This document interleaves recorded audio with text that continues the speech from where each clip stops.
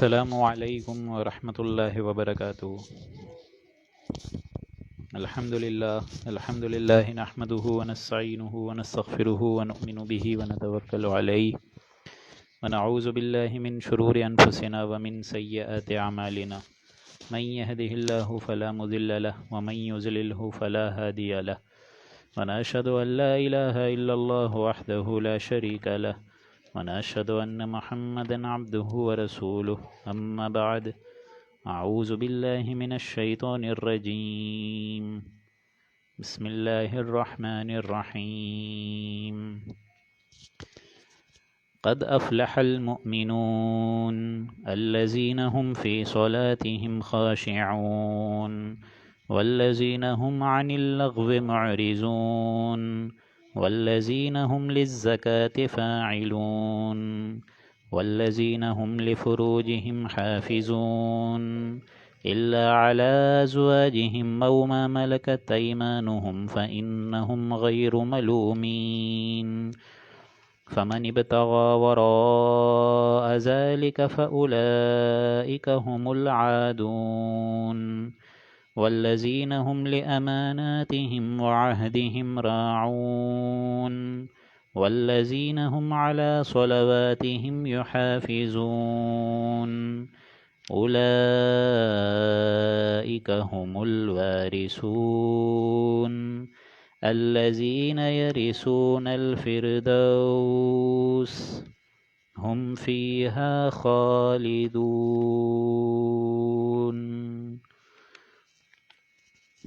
رب اشرح لي صدري ويسر لي أمري واحلل عقدة من لساني يفقهوا قولي اللهم إنك عفو كريم تحب العفو فاعف عنا اللهم لا تدع لنا في مقامنا هذا ذنبا إلا غفرته ولا هما إلا فرجته ولا كربا إلا نفسته ولا ديما إلا قضيته ولا مريضا إلا شفيته ولا ميتا إلا رحمته برحمتك يا عزيز يا غفار آمين يا رب العالمين۔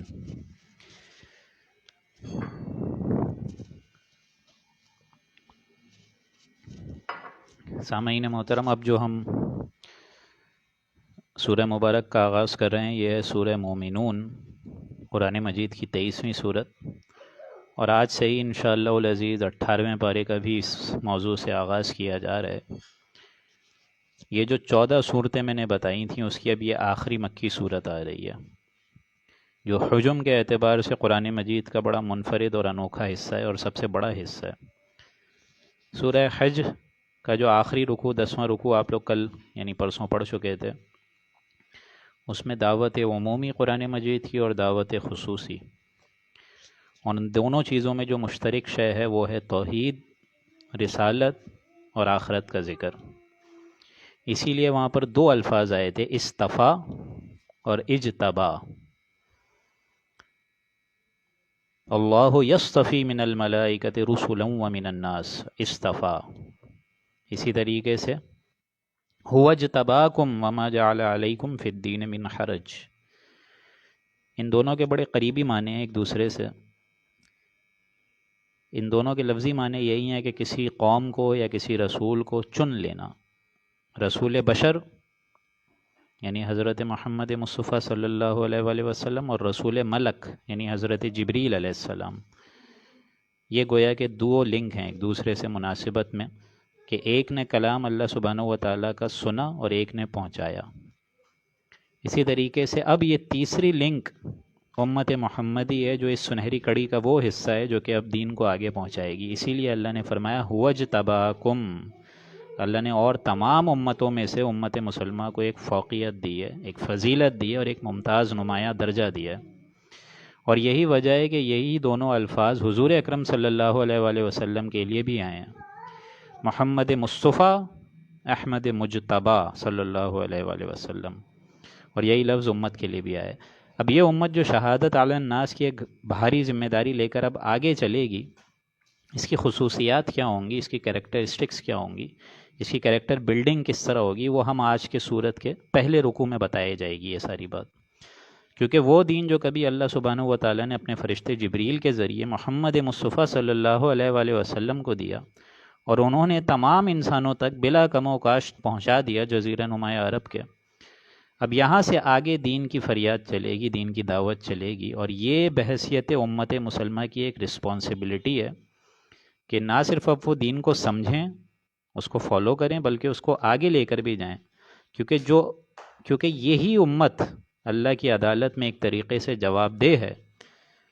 اس کو کہنا ہوگا اللہ کی عدالت میں کہ اللہ تیرا جو دین حضرت محمد مصطفیٰ صلی اللہ علیہ وآلہ وسلم کے ذریعے سے ہم تک پہنچا تھا، ہم نے آج تک پوری انسانیت تک پہنچا دیا، اور اگر یہی امت اللہ کی عدالت میں گواہی نہ دے پائے تو یہ امت مسئول ہے، یہ امت ایک طریقے سے مجرم ہے، اور اس مجرمیت کا ہی نتیجہ یہ نکلا ہے کہ آج پوری دنیا کے سامنے امت ذلیل و خوار ہو گئی ہے۔ ضربت علیہم الذلۃ والمسکنہ، کہ اللہ نے ذلت مسکنت تھوپ دی گئی ہے، ان کی کوئی عزت آج کسی معاشرے میں نہیں ہے، اس لیے کیونکہ جو اجتماعی عذاب ہے وہ تو دنیا میں آتا ہے اجتماعی کی نوعیت سے، لیکن آخرت میں محاسبہ جو ہوگا وہ انڈیویجول ہوگا کہ تم نے کیا کیا، تم نے کیا کیا، کس طریقے سے میرے دین کو فالو کرا۔ یہ سارے معاملات انڈیویجول بیسس پہ ہوں گے روز آخرت میں۔ اگر ہم میں سے ہر کوئی شخص یہ کہہ سکے کہ اللہ سبحانہ و تعالی ہم نے اپنی پوری زندگی اس اسلام کے پیچھے لگا دی، کھپا دی، ہم نے اپنی کوئی جائیداد دنیا نہیں بنائی، میرے پاس جو بھی اللہ تو نے صلاحیتیں دی تھی، طاقت دی تھی، جسم میں رمق دی تھی، جو بھی تو نے کچھ دیا تھا میں نے اس کام میں لگا دیا، تو انشاءاللہ ہم سارے کے سارے سرخرو ہو سکتے ہیں وہاں پر۔ تو اللہ تعالیٰ مجھے اور آپ کو یہ وہاں پر بولنے کی طاقت دے، سقت دے۔ تو بہرحال یہ جو کریکٹرسٹکس بنیں گے اب اس امت کے، اس کی بنیاد، جڑ بنیاد کیا ہوگی وہ اب اس پہلے رکوع میں بتائی جا رہی ہے، اور اس کو سمجھنے کے لیے یوں سمجھیے کہ امت بنتی کس طرح ہے۔ امت بنتی ہے افراد سے۔ فرد اگر اچھا ہو، تعمیر سیرت صحیح ہوئی ہو، صحیح بنیادوں پر ہوئی ہو، تب ظاہر بات ہے فرد اچھا ہوگا۔ پھر اس سے آگے چلیں تو ایک قبائلی زندگی، گھریلو زندگی وجود میں آئے گی، پھر وہ کیسی ہوگی، اس کے کیا کریکٹرسٹکس ہوں گے، پھر اسی طریقے سے پھر معاشرہ وجود میں آئے گا، اس کی سوشل ویلیوز کیا ہوں گی، پھر اس کے بعد ریاست وجود میں آئے گی۔ تو ان تمام چیزوں کے لیے فرد کو، انڈیویجول کو اچھا ہونا ہوگا۔ تو ایک بندہ مومن کی سیرت کی کیا بنیادیں ہیں، اس کے کیا اساسات ہیں، آغاز میں ہی یہاں آپ لوگ لفظ نوٹ کریں گے، اور بڑا منفرد انداز ہے سورہ مبارک کے آغاز کا کہ قد افلح المؤمنون، کہ فلاح پا گئے مومنون، مومن سارے کے سارے۔ فلاح کا لفظ یہاں کیا ہے یہ سمجھ لیجئے، عام طور پر اس کو ترجمہ کیا جاتا ہے کامیاب۔ دیکھیں ایک بندہ مومن کی سیرت کیا ہے، وہ ہے لفظ فلاح میں مضمر۔ اصل میں معنی ہے فلاح کے، یہ فلاح سے نکلا ہے، اس کے معنی ہے پھاڑ دینا، فلاح کہتے ہیں۔ جس طرح کسان کی نوک کو اگر آپ کسی دھرتی پر چلائیں، چیریں، تو اس میں سے جو ہریاول نکلے گا یہ ہے فلاح۔ قرآن مجید میں بار بار یہ الفاظ آئے ہیں، فالق الاصباح فالق الحب والنوا، کہ اللہ گھٹلی کو پھاڑتا ہے، اور اس سے ظاہر بات ہے پورا درخت وجود میں آتا ہے۔ فالق الاصباح یہ ہم پڑھ چکے ہیں اس سے قبل صورت میں، کہ اللہ پھاڑتا ہے رات کی تاریکی کو، اور صبح کا جو پردہ ہے وہ نمودار ہو جاتا ہے۔ تو پھاڑنے سے مطلب یہ ہے کہ یعنی جو اصل انسانی شخصیت ہے وہ ہے ہماری روح، وہ ڈیوائن ایلیمنٹ، ہماری خودی، ہماری ایک طریقے سے انا، خودی کو کر بلند اتنا کہ ہر تقدیر سے پہلے خدا بندے سے خود پوچھے کہ تیری رضا کیا ہے، یہ ہے خودی، انا، سیلف۔ لہٰذا ایک ہمارا حیوانی وجود ہے، جو یہ گوشت ہے، ہڈی ہے، اسکن ہے، یہ ساری چیزیں، اس کے اندر ہے میری ایک انا، شخصیت۔ فرض کریں کہ میں کہتا ہوں کہ میرا ہاتھ ہے، میرا جسم ہے، میری آنکھ، میرے کان، میری زبان، تو یہ میں کون ہے؟ یہ میں ہے وہ جو کہ اس کو پزیس کرتا ہے، یہ ہے انا جو مخفی حقیقت ہے، یہ ہے روحانی وجود۔ لیکن اللہ نے اس روحانی وجود کو ہمارے اس جسم کے مادی غلاف میں لپیٹ دیا ہے۔ ان مادی غلافوں کو پھاڑ کر اپنی روح کو برآمد کر دینا، یہ ہے فلاح۔ جیسے کہ گھٹلی پھٹتی ہے تو دو پتے نکلتے ہیں اور درخت بنتا ہے، لہٰذا ان مادی غلاف کو پھاڑ کر اپنی اصل حقیقت کو پہچاننا، اور نہ صرف پہچاننا بلکہ اس کو تقویت دینا، اس کے لیے سیلف کریکٹرسٹک کو ڈیولپ کرنا، یہ ہے فلاح۔ قد افلح المؤمنون، کام نکال لیے گئے اہل ایمان۔ جیسے خزانہ زمین میں، اس کو آپ کھودیں گے تو خزانہ نکلے گا نا، تو تمہارے اندر آلریڈی ایک خزانہ موجود ہے نور تجلی بھی اسی خاک میں پنہا، غافل تو تیرا صاحب ادراک نہیں ہے، تمہیں اندازہ نہیں ہوتا۔ تم حیوانی حیوان نہیں ہو، بلکہ روح ربانی بھی تمہارے اندر ہے، اس کو لیے گھوم رہے ہو، لیکن تمہاری ساری توجہ اس حیوانی وجود پر ہوتی ہے، اس لیے تمہاری روح اسی اندر جسم کے اندر مت کر دفن ہو چکی ہوتی ہے مر کر. تم زندہ نہیں ہوتے ہو، مردہ ہوتے ہو، چلتے پھرتے مردہ ہوتے ہو. جس کی روح جاگ جائے اصل زندہ تو وہ ہے. یہ ابو جہل اندھا تھا کیا؟ ظاہر بات ہے اندھا تھا، دیکھ نہیں رہا تھا وہ، اس کی روح مری ہوئی تھی. ابو لہب جو ہے وہ بہرا تھا، سن نہیں رہا تھا. فَلَنُحْيِيَنَّهُ حَيَاةً طَيِّبَةً، جو سن لے دیدن دیگر آموز، کہ جو بندہ سن لے اس کی زندگی اصل چمکتی ہے. تو یہ اپنی یوں سمجھیے اپنی ذات کے فلسفے کو سمجھ لیں آپ سارے، کہ آپ سب کے اندر ایک انا ہے، ایک خودی ہے، ایک سیلف ڈیولپمنٹ پراپرٹی ہے. اس کو ابھارنے کے لیے جو شے وجود میں آئے یہ ہے فلاح. آپ کی شخصیت کا اپنا ایک چمن ہے جو اللہ نے آپ کے اندر رکھا ہے. اس سے پہلے ہم وہ آیت پڑھ چکے تھے، وَفِي أَنفُسِكُمْ أَفَلَا تُبْصِرُونَ، تم دیکھتے نہیں ہو تمہارے اندر ہم نے کیا رکھا ہے. انسان اپنی جہالت میں انہی مادی غلافوں کو ہی سمجھ بیٹھتا ہے کہ یہی سب کچھ ہے، حالانکہ ان کی کوئی حقیقت نہیں ہے. ہاں ایک ذرائع ہے، وہ تو پیٹ لگے ہوئے ہیں، اسی طریقے سے کھانا پینا ایک ضرورت ہے، لیکن اصل شے تو روح کی تقویت ہے، بشرط یہ کہ اس کو تم پہچان لو. تم کچھ اور ہی شے ہو. اچھی شخصیت ڈیولپ اسی طریقے سے ہوتی ہیں کہ اگر ہم سارے کے سارے اپنے اندر جو شے لیے گھوم رہے ہیں اس کو پہچان لیں. اس کا مضمون آگے اور کھلے گا سورہ حشر میں. وَلَا تَكُونُوا كَالَّذِينَ نَسُوا اللَّهَ فَأَنسَاهُمْ أَنفُسَهُمْ، اے لوگوں ان لوگوں جیسے نہیں ہو جانا جنہوں نے اللہ کو بھلا دیا تو اللہ نے ان کو اپنے آپ سے بھلا دیا. قَدْ أَفْلَحَ الْمُؤْمِنُونَ، کام نکال لیے گئے اہل ایمان، یعنی انہوں نے اپنے اندر کی سیلف کریکٹرسٹک کو ڈیولپ بھی کرا، تقویت بھی دی اور اس کو پہچان بھی لیا. لیکن کون سے اہل ایمان؟ الَّذِينَ هُمْ فِي صَلَاتِهِمْ خَاشِعُونَ، جو اپنی نماز میں خشوع پیدا کرتے ہیں. صرف گنتی کر کے نماز نہیں پوری کرتے ہیں، بلکہ ان کی نمازوں میں خشوع و خضوع کا ایک منظر ہوتا ہے. ان کو معلوم ہوتا ہے کہ وہ کس ذات کے سامنے کھڑے ہیں، کس کی عبادت کر رہے ہیں، کس کو رکوع کر رہے ہیں، کس کو سجدہ کر رہے ہیں. ڈرتے رہتے ہیں، اس نماز میں خشوع اور خضوع پیدا کرنے کی حد الامکان کوشش کرتے ہیں. والذین هم عن اللغو معرضون، اور وہ تمام لغو بات سے اعراض کرتے ہیں، کنارے رہتے ہیں. ان کو معلوم ہے کہ وقت کتنا قیمتی ہے، اسی وقت کے اندر مجھے اپنی شخصیت کی تعمیر کرنی ہے. میں ایک دفعہ سبحان اللہ بولوں گا تو اللہ کے یہاں میرا مرتبہ بڑھے گا. وہ ٹائم ضائع نہیں کرتے. لغو ہر وہ شے ہے جس کا کوئی فائدہ نہیں ہے.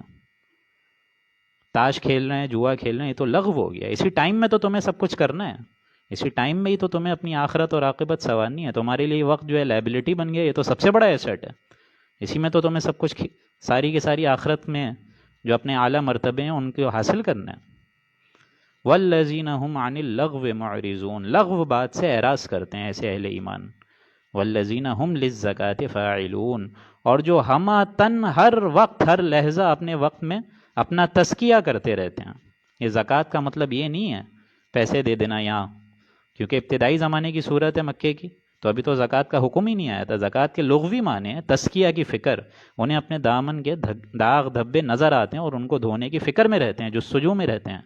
والذین هم لفروجہم حافظون، اور وہ اہل ایمان جو اپنی شرمگاہوں کی، شہوت رانی کی، ان ساری چیزوں کی حفاظت کرتے ہیں.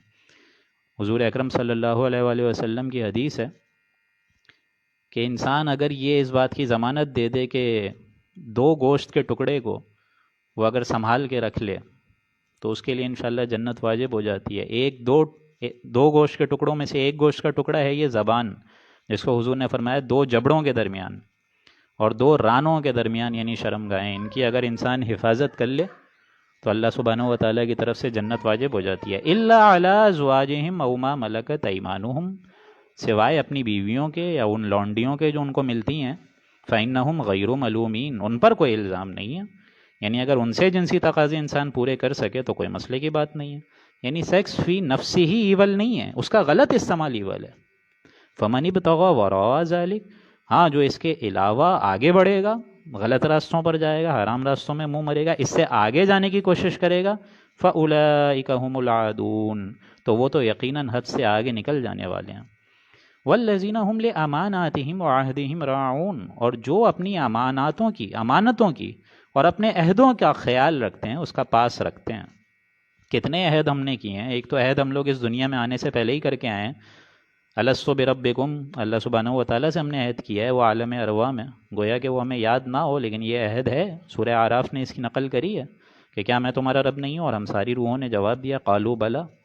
اسی طریقے سے ایک عہد حضور اکرم صلی اللہ علیہ وآلہ وسلم سے بحیثیت امت کر کے آئے ہیں ہم لوگ، پھر ایک عہد ہے شریعت کا، پھر ایک عہد ہے آپسی معاملات کا، حقوق العباد کا، یہ تمام عہد لیے گھوم رہے انسان، تمام امانتوں کا حق ادا کرنے کا حق ہے اس کا۔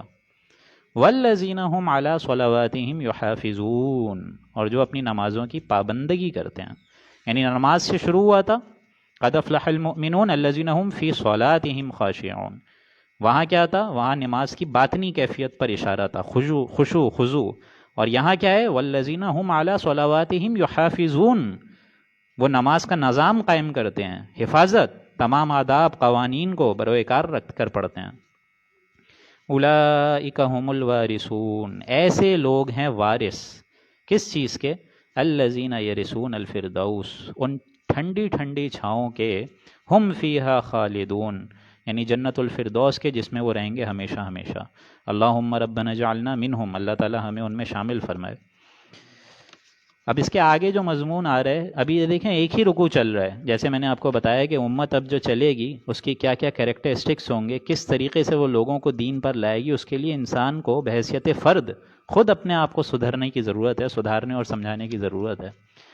اسی وجہ سے اگلا جو نقشہ کھینچا جا رہا ہے، یہ آیت پوری کی پوری مشابہت میں سی سورہ حج کے پہلے رکوع میں جو مضمون آیا تھا، یعنی انسانوں کو اپنی بلڈنگ، سیلف بلڈنگ کریٹ کرنے کے لیے اللہ تعالیٰ اپنی اس پہلی وجود سے آگاہی دے رہے ہیں، آشناسی دے رہے ہیں کہ تم خود کیا تھے، تمہاری کیا حقیقت تھی، تم کس طریقے سے مٹی سے نکل کر آئے، یعنی مٹی سے ہی تمہاری ساری کی ساری مادہ حیات تخلیق کا اصل ذریعہ وہ تمہاری مٹی تھی، کیسے ہم نے ابھارا، تو اس کا ایک نقشہ اسی رکوع کے اختتام پر دیا، اور بڑا بہترین اور جامع ترین انداز ہے یہ قرآن مجید کا۔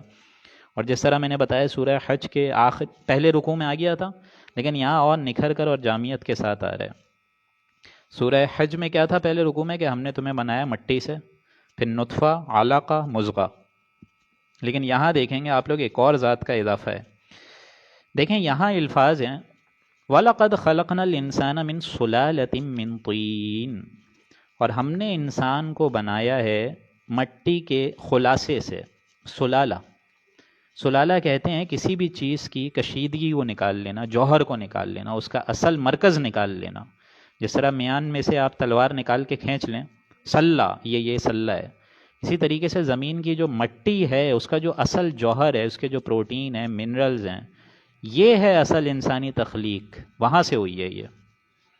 من سلالۃ من طین، وہ مٹی کا جو گارا ہے جو کھنکنے لگتا ہے، اس سے تمہاری ایک تخلیق ہوئی ہے۔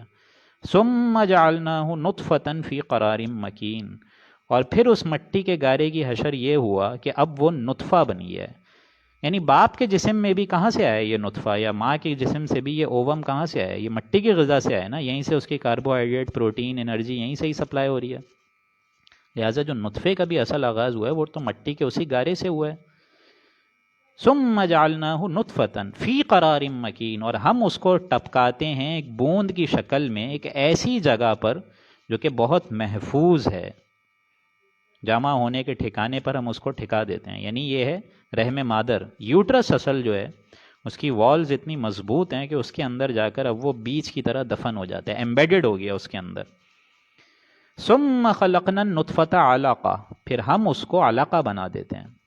علقہ کا ترجمہ میں نے وہاں بتایا تھا سورہ حج میں کہ اس کا بہترین جامع ترین انداز یہاں اس سورہ مومنون کے پہلے رکوع میں ہے۔ علقہ کہتے کس کو ہیں؟ اور اس کا ترجمہ آپ کے قرآن مجید، ہم سب کے قرآن مجید میں غلط کیا گیا ہے، کیونکہ ظاہر بات ہے پچھلے زمانے میں ابھی جو معلومات کا جو دائرہ ہے وہ تو مشاہدے کی بنا پر تھا، ابھی نہ کوئی مائکروسکوپ ایجاد ہوئی تھی، نہ ڈائسیکشن کا کوئی تصور تھا، تو ہوتا کیا تھا؟ جس کا حمل ضائع ہو جاتا تھا تو نکلتا کیا تھا؟ وہ جمے ہوئے خون کی ایک یوں سمجھیے کہ شکل نکلتی تھی، کلیجی جیسے ٹکڑے نکلتے تھے، تو سمجھا یہی گیا ہمیشہ سے کہ جو پہلی شکل جس میں یہ جنین وجود میں آتا ہے وہ یہ جمع ہوا خون ہے، حالانکہ علق، عین، لام اور قاف کا تو خون سے کوئی تعلق ہی نہیں ہے، اس سے تو لفظ معلق بنا ہے، تعلق بنا ہے، علاقہ بنا ہے۔ اسی لیے فرمایا ثم خلقنا النطفۃ علقہ، پھر ہم نے اس کو علقہ بنایا ہے، یعنی اب ہمیں معلوم ہوتا ہے کہ وہی ایمبیڈڈ جو زائگوٹ ہے وہ اندر رحم مادر سے نکل کر وہ تھوڑا سا لٹکنے لگتا ہے اس کی دیوار سے، جونک کی طرح، پھر وہ اسی سے نیوٹریشن لے رہا ہے، اسی سے اس کی امبلائکل ویسلز ڈیولپ ہو رہی ہیں، وہ اسی سے لے رہا ہے۔ فَخَلَقْنَا الْعَلَقَةَ مُضْغَةً، اور پھر ہم نے اس گوشت کے لوتھڑے کو ہڈیوں سے پرو دیا، یعنی اب یہ شکل مضغہ کی ہو گئی ہے، جس طرح وہی خون کا جو ایک لوتھڑا تھا اس میں ہڈیوں کے اب آثار آنا شروع ہو گئے فَخَلَقْنَا الْمُضْغَةَ عِظَامًا، اور پھر ہم ہڈیوں کو گوشت چڑھا دیتے ہیں، فَكَسَوْنَا الْعِظَامَ لَحْمًا، یعنی وہی گوشت ہڈیاں پوری بن گئی ہیں، اب ہم ان ہڈیوں پر گوشت چڑھا رہے ہیں، سارے کا سارا معاملہ یعنی کہ اب آہستہ آہستہ پیریفرل کی طرف تشکیل ہو رہی ہے، سینٹرل سے پیریفرل کی طرف جا رہے ہیں۔ ثُمَّ أَنشَأْنَاهُ خَلْقًا آخَرَ، پھر ہم اسے اٹھاتے ہیں ایک دوسری ہی اٹھان پر، ایک اور ہی اٹھان پر۔ اور اس آیت کو بھی بہت کم لوگوں نے سمجھا ہے، لوگ اکثر ایسے گزر جاتے ہیں اس مقام پر جیسے یہاں کچھ لکھا ہوا نہیں ہے، حالانکہ یہاں بہت ایک معنی خیز ترجمہ ہے۔ ثم انشأناہ خلقا آخر، ہم اٹھاتے ہیں ایک دوسری ہی اٹھان پر۔ اور اسی وجہ سے آپ کو یہاں پہ فا اور سما کا فرق بھی نظر آ جائے گا۔ اور یہاں دیکھیں آپ لوگ، سما سے جو وقفے آ رہے ہیں وہ پورے پورے دور کے ہیں، جس طرح دیکھیں شروع میں یہ ثم جعلناہ نطفۃ فی قرار مکین، ہم نے اس کو نطفہ بنایا ہے جو ایک محفوظ جگہ میں ہم امبیڈ کر دیتے ہیں، یعنی اب وہ مٹی سے نطفہ بننے کیا ایک پورا کا پورا عمل ہے، پورا کا پورا ایک دور ہے۔ ثم، اس کے بعد آیا ثم خلقنا النطفۃ علقہ، اور پھر ہم اس نطفے سے علقہ بنا دیتے ہیں، یہ بھی گویا کہ ایک پورا دور ہے، دوسرا دور شروع ہو گیا ہے جب وہ رحم مادر کے اندر امبیڈ ہو گیا ہے۔ لیکن اس کے بعد جو ثم آ رہے ہیں اس کے بعد دیکھیں کتنے فا آ رہے ہیں، ثم خلقنا النطفۃ علقۃ فخلقنا العلقۃ مضغۃ فخلقنا المضغۃ عظاما فکسونا العظام لحما، تین فا آ گئے۔ یعنی یہ جو تین فا آئے ہیں یہ اس بات کی انڈیکیشن ہے کہ اب جو مرحلہ چل رہا ہے اس کے بعد جو فائنل اسٹیج آئے گی وہ ایک الگ ہی تشکیل ہوگی۔ اسی لیے آخر میں کیا فرمایا، ثم انشأناہ خلقا آخر، ایک نیا مرحلہ آنے والا ہے اس جنین کا۔ اور اس کی تفصیل ایک حدیث سے ہمیں معلوم ہوتی ہے، جس کے راوی ہیں حضرت عبداللہ ابن مسعود۔ انہوں نے فرمایا کہ جب جنین انسانی ایمبریو جو ہے وہ 4 مہینے کا ہو جاتا ہے، 120 دن، یعنی 4 مہینے میں سے 40 دن نطفہ، 40 دن علقہ، 40 دن مضغہ، پھر اللہ تعالیٰ فرشتے کو بھیجتا ہے اور وہاں سے اس کولڈ اسٹوریج سے، عالم ارواح سے وہ روح لے کر آتا ہے، اور اب یہ روح جو ہے انسانی اس جسم سے جوڑ دی جاتی ہے۔ اب یہ کچھ اور تخلیق ہے، اب تک تو یہ صرف حیوان تھا، انسان نہیں تھا، شعور تھا، خود شعوری نہیں تھی، لیکن اب وہ ڈیوائن اسپارک لا کر جوڑی جا رہی ہے، روحانی وجود لا کر جوڑا جا رہا ہے۔ لیکن آج لوگ اس حدیث کو بھی یہی سمجھتے ہیں کہ روح سے مراد جان ہے، حالانکہ ہمیں معلوم ہے کہ جو 4 مہینے اس نے گزارے ہیں بچے نے، یہ تو بے جان تھے کیا؟ معاذ اللہ نہیں، مرد کا وہ جو اسپرمیٹوزوا ہے وہ بھی زندہ ہے، ماں کا اووم بھی زندہ ہے، زائگوٹ بھی زندہ ہے۔ لہٰذا یہ سمجھ لیں کہ روح پھونکنے کے بعد اصل میں وہ اب حیوان نہیں رہا، اب وہ انسان بنا ہے۔ ثم انشأناہ خلقا آخر، پھر ہم اسے اٹھاتے ہیں ایک اور ہی اٹھان پر۔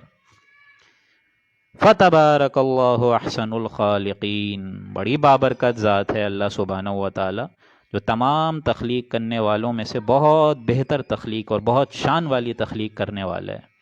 ثم انکم بعد ذلک لمیتون، دیکھیں پھر ثم، اور اس کے بعد ہم تمہیں ضرور ماریں گے، یعنی اب تم بچہ بنا کے جو نکلے ہو، 20-30 سال کا اپنا امتحانی وقفہ گزار رہے ہو، اس کے بعد موت بھی یہیں اسی روئے زمین پر آئے گی۔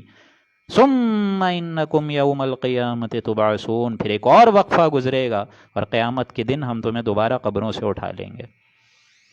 یہ ہے اصل حیات انسانی کی بہترین تفسیر، جن کو بہت کم لوگوں نے سمجھا ہے۔ یہ جگہ ضربہ سنام ہے قرآن مجید کی۔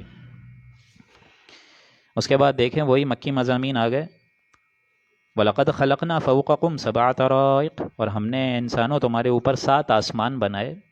اب اس میں یا تو 7 آسمان بھی انڈیکیشن ہو سکتی ہے، یا ظاہر بات ہے 7 گلیکسیز، یا بھی آیات متشابہ ہیں۔ جب تک سائنس کوئی حقیقت ہم پر منکشف نہ کر دے تب تک یہ آیات متشابہ میں رہیں گی۔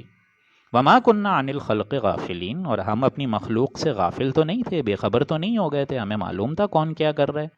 وَأَنزَلْنَا مِنَ السَّمَاءِ مَاءً، اور ہم نے آسمان سے مناسب مقدار کے مطابق، بقدر، اندازے کے ساتھ، مقدار کے ساتھ پانی برسائے۔ اگر ذرہ بھر اندازے سے اوپر نیچے ہو تو سیلابی سیلاب آ جائے، پھر تو تمہاری لیے جان یہاں گزارنا مشکل ہو جائے گی، زندگی گزارنا۔ فَأَسْكَنَّاهُ فِي الْأَرْضِ، ہم اس پانی کو پھر زمین میں ٹھہراتے ہیں۔ وَإِنَّا عَلَىٰ ذَهَابٍ بِهِ لَقَادِرُونَ، اور ہم اس پانی کو لے جانے پر بھی قادر ہیں، پورا کا پورا پانی لے جائیں گے اور تمہیں جینے کے لیے ایک بوند پانی تک نہ دیں، ہم اس پہ بھی قادر ہیں۔ فَأَنشَأْنَا لَكُمْ بِهِ جَنَّاتٍ مِّن نَخِیل، اور پھر ہم نے اس پانی کے ذریعے سے تمہارے لیے باغات پیدا کر دیے، من نخیل کھجور بنا ڈالے، وَأَعْنَابٍ اسی طریقے سے انگوروں کو اگا دیا، لَكُمْ فِيهَا فَوَاكِهُ كَثِيرَةٌ وَمِنْهَا تَأْكُلُونَ تمہارے واسطے ان میں بکثیرت میوے بھی ہم نے دے دیے، ان میں سے تم کھاتے بھی ہو، تم اپنی زندگی کے لیے پیٹ بھی بھر لیتے ہو۔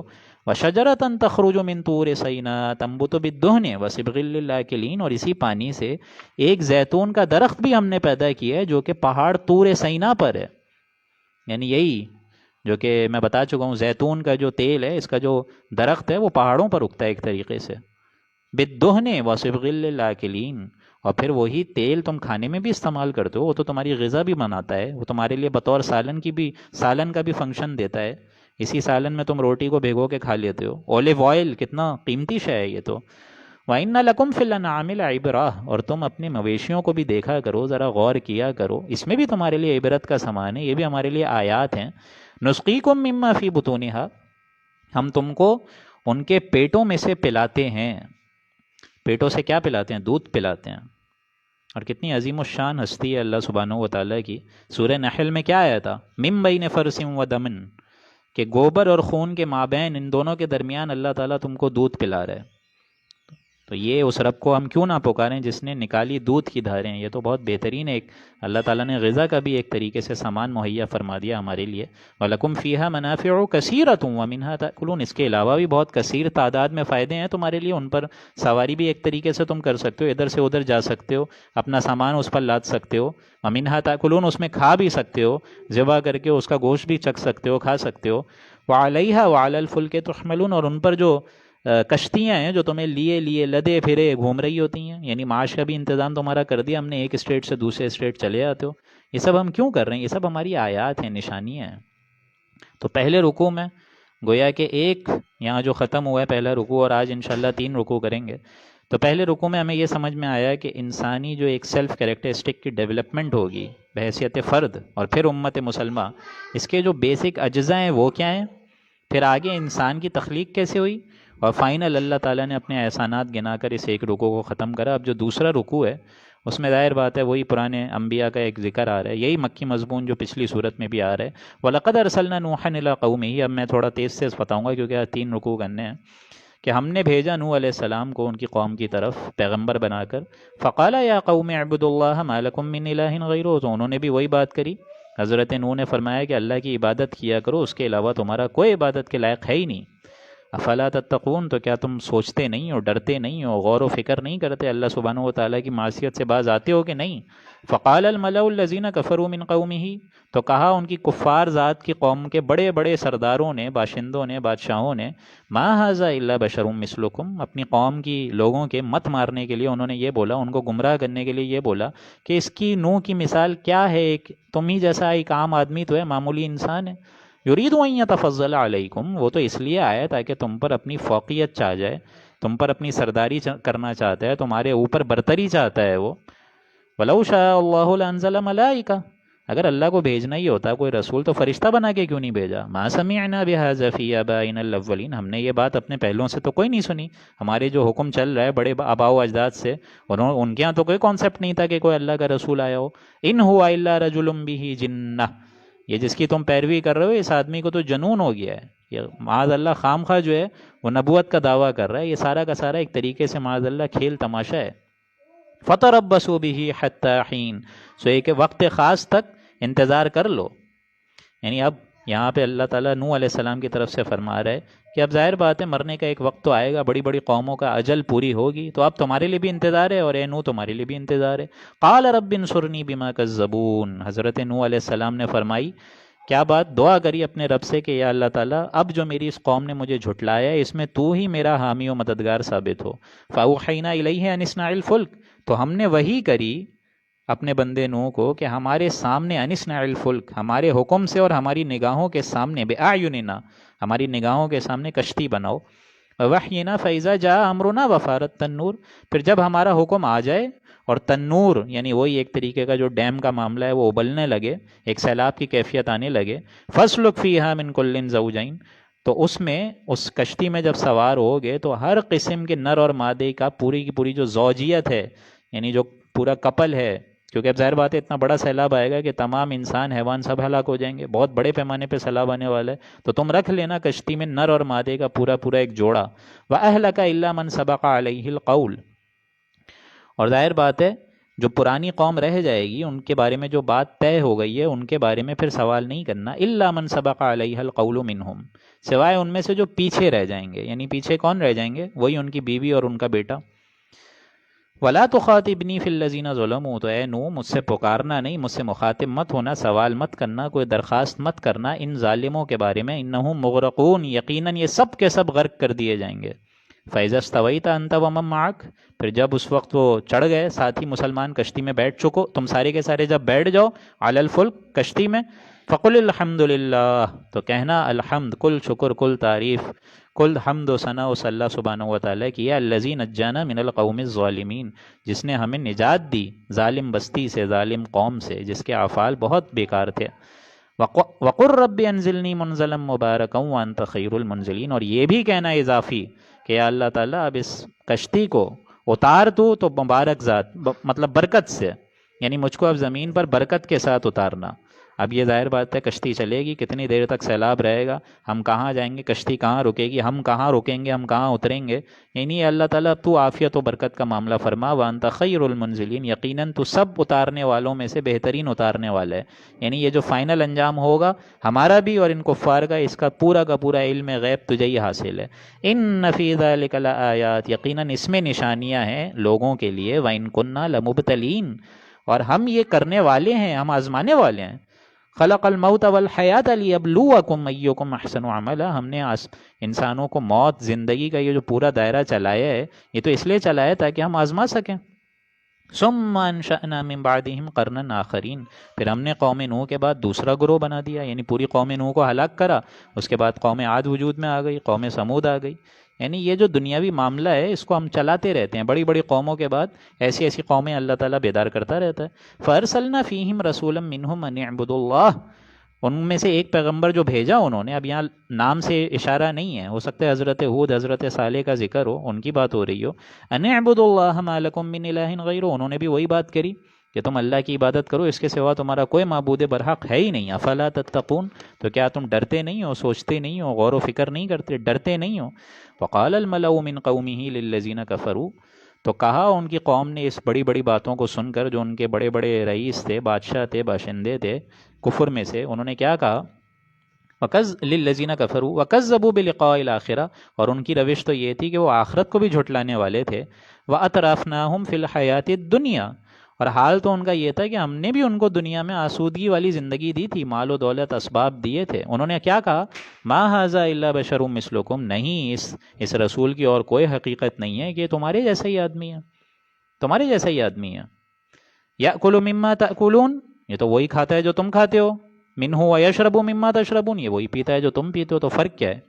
وَلَئِنْ أَطَعْتُمْ بَشَرًا مِّثْلَكُمْ إِنَّكُمْ إِذًا لَخَاسِرُونَ، اور اگر تم اپنے ہی جیسے انسان کی پیروی کرو گے، اتباع اطاعت کرو گے، تو یقیناً ظالموں میں سے ہو جاؤ گے، خسارے میں سے ہو جاؤ گے، عقل کے گھاٹے میں رہو گے۔ یعنی ان کی چال دیکھیں کیا ہے کہ ہماری پیروی کرو، اس میں بری بات نہیں ہے، ہم تمہارے سردار ہیں، بادشاہ ہیں، ہماری اطاعت تو کرنی ہی کرنی ہے، لیکن یہ کہاں سے رسول بن کر آ گئے؟ حالانکہ وہ بھی انسان تھے، انہوں نے کبھی یہ تو نہیں کہا کہ ہم فرشتے ہیں، کبھی نہیں کہا۔ تو یہ دیکھیں چال کیا تھی اس زمانے میں بھی، اور آج بھی یہی، یہ تو بلکہ دور فتنہ ہے پورا کا پورا جو آج کا دور ہم گزار رہے ہیں، وہاں ایٹ لیسٹ منہ پہ تو باتیں ہوتی تھیں، لیکن یہاں دیکھیں وَلَئِنْ أَطَعْتُمْ بَشَرًا مِّثْلَكُمْ، اگر اطاعت کرو گے اپنے جیسے ہی انسان کی، إِنَّكُمْ إِذًا لَخَاسِرُونَ، تو گھاٹے میں رہو گے، خسارے میں رہو گے، تباہی اور بربادی میں رہو گے۔ أَيَعِدُكُمْ أَنَّكُمْ إِذَا مِتُّمْ، کیا تم سے وہ یہ وعدہ کر رہا ہے وَكُنْتُمْ تُرَابًا، کہ جب تم مر جاؤ گے اور مٹی مٹی ہو جاؤ گے، قبر میں گھل مل کر گل سڑ کر تباہ و برباد ہو جاؤ گے، اور اس طرح ہو جاؤ گے کہ نام و نشان تک نہیں رہے گا، وَعِظَامًا أَنَّكُمْ مُخْرَجُونَ، ہڈیاں ہڈیاں ہو جاؤ گے، اور یہ وعدہ دے رہا ہے کہ تم دوبارہ نکال لیے جاؤ گے، دوبارہ زندہ کر دیے جاؤ گے۔ ہیہات لما توعدون، ناممکن ناممکن، انہونی انہونی بات ہے جس کا وعدہ تم سے کیا جا رہا ہے۔ ان ہی الا حیاتنا الدنیا، نہیں ہے زندگی تو یہی زندگی ہے جو ہم یہاں جی رہے ہیں، زندگی دنیاوی زندگی ہے، نموت و نحیا، ہم خود ہی مرتے ہیں اور خود ہی جیتے ہیں، ہم میں کوئی مرتا ہے کوئی پیدا ہوتا ہے۔ وما نحن بمبعوثین، اور ہم دوبارہ نہیں اٹھائے جائیں گے۔ ان ہوا الا رجل افترى علی اللہ کذبا، بس یہ ایک شخص ہے ایسا جو اللہ پر معاذ اللہ جھوٹ باندھ رہا ہے. وما نحن له بمؤمنین، اور ہم تو ہرگز اس کی پیروی نہیں کریں گے، ہرگز اس کو سچا نہیں سمجھیں گے، ہرگز اس پر ایمان نہیں لائیں گے. قال رب انصرنی بما کذبون، اسی پیغمبر نے، یا تو حضرت ہود کا معاملہ ہے یا حضرت صالح کا، انہوں نے بھی وہی بات کہی جو حضرت نوح نے کہی، یا اللہ اب تو ہی میرا بدلہ لے، تو ہی میرا انتقام لے اس بات پر کہ انہوں نے، ان کفار نے، ان ظالموں نے، ان کاذبوں نے مجھے جھٹلایا ہے. قال عما قلیل لیصبحن نادمین، ارشاد ہو گیا کہ یہ لوگ عنقریب پشیمان ہو جائیں گے، یعنی اب ہمارا عذاب آیا چاہتا ہے اور اب یہ لوگ پریشانی میں مبتلا ہو کے ہی رہیں گے. فاخذتهم الصیحہ بالحق، چنانچہ ایک سخت چنگھاڑ آئی، آواز آئی، اور وہ حق کے ساتھ تھی، وہ وعدہ حق تھا.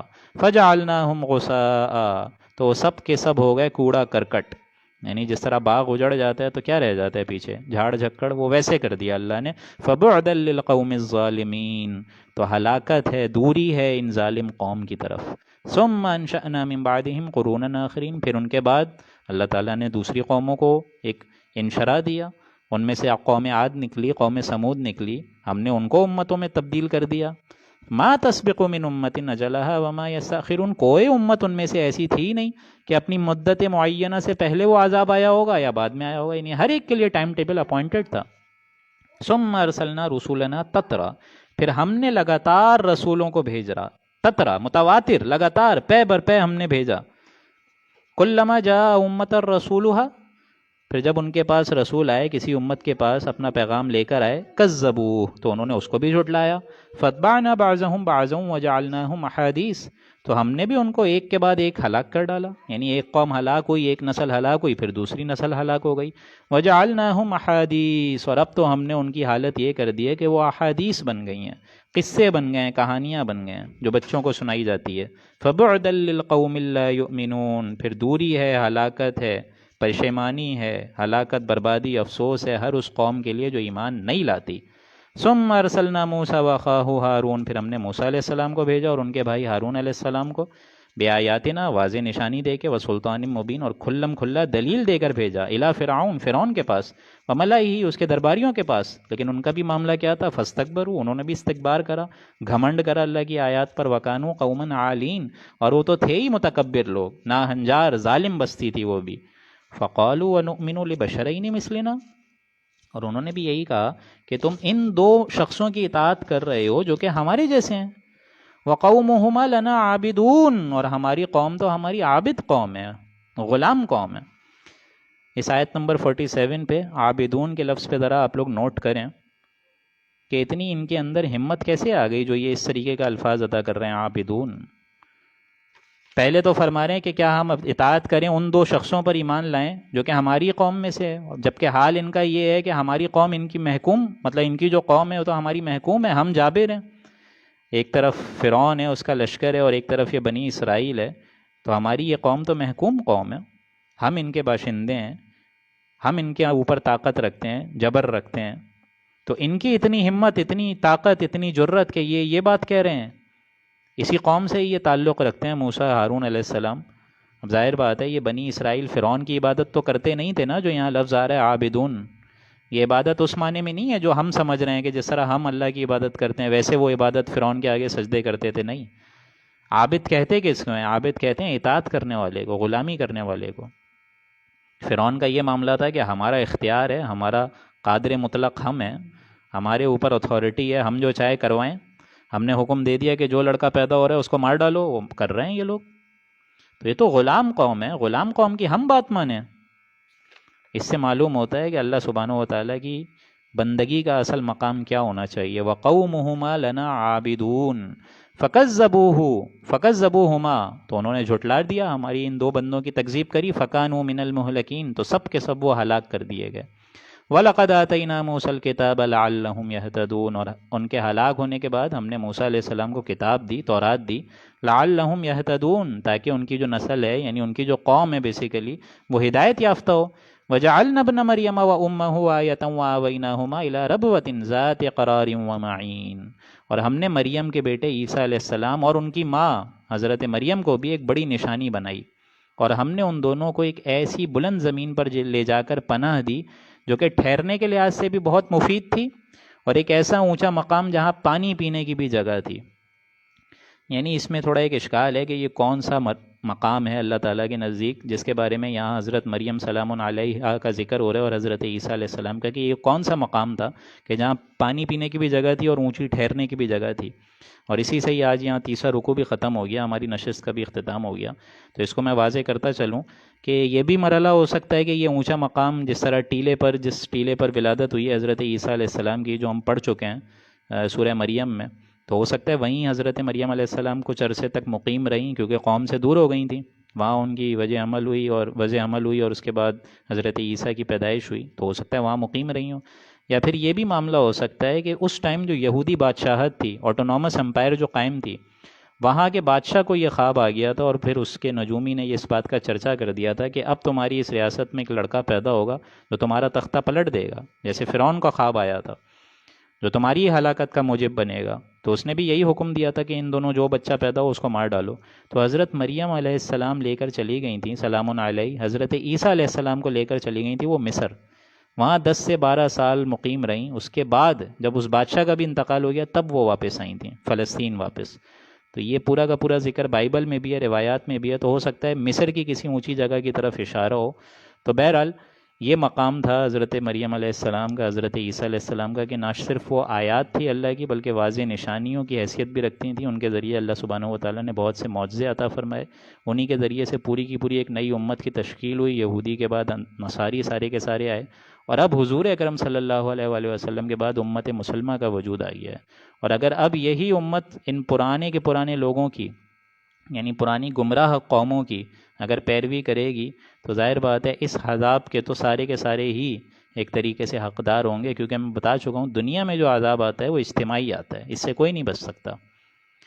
جس طرح لفظ آئے تھے سورہ انفال میں خاصہ، کہ ڈرو اس دن سے کہ اس دن کا عذاب کسی خاص لفظ کسی خاص انسانوں پر نہیں آئے گا، بلکہ دنیاوی جو عذاب ہے وہ تو بشموم تمام کے تمام انسان اس کی گرفت میں آ جاتے ہیں. لیکن آخرت کا معاملہ اور محاسبہ انفرادی ہوگا. تو اس آخرت کے محاسبے سے اللہ سے دعا ہے کہ اللہ تعالیٰ مجھے اور آپ کو اسی رہتی دنیا میں ہمیں ان اعمال کرنے کی توفیق عطا فرمائے جس کے ذریعے سے ہم آخرت اور اپنی عاقبت کو سنوار سکیں، اور اس کے ذریعے سے جنت الفردوس کے حصول میں اپنا کوئی رول کریٹ کر سکیں.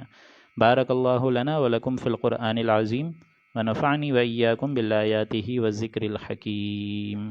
صدق اللہ العظیم.